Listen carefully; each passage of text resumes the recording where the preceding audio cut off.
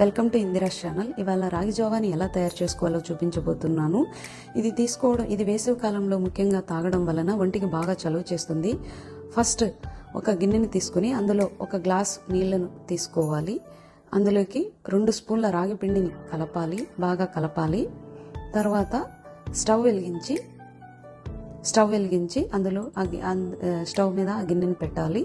బాగా ఉంటలు కట్టకుండా ఉండేంత వరకు బాగా కలయి పెట్టాలి. తర్వాత బాగా ఉడికిన తర్వాత ఒక 1/2 గ్లాసు పాలను తీసుకోవాలి. తీసుకున్న తర్వాత బాగా కలపాలి. కలిపిన తర్వాత అందులో కొంచెం బెల్లం పౌడర్ యాడ్ చేసుకోవాలి. బాగా కలిపిన తర్వాత కొంచెం డ్రై ఫ్రూట్స్ పౌడర్ను కూడా యాడ్ చేయాలి. తినండి. బాగా బాయిల్ అయిన తర్వాత దించి గార్నిష్ చేసుకోవడమే. అంతేనండి, ఎంతో టేస్టీగా ఉండే రాగి జావా రెడీ.